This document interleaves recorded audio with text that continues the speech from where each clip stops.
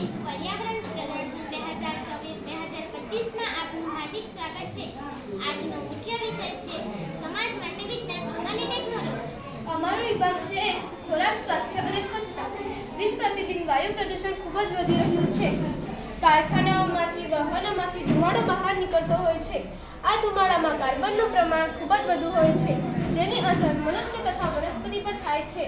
એથી બચવા માટે અમે લાવ્યા છીએ કાર્બન કેપ્ચર। હેતુ: વાતાવરણમાંથી કાર્બનનું પ્રદૂષણ અટકાવવું।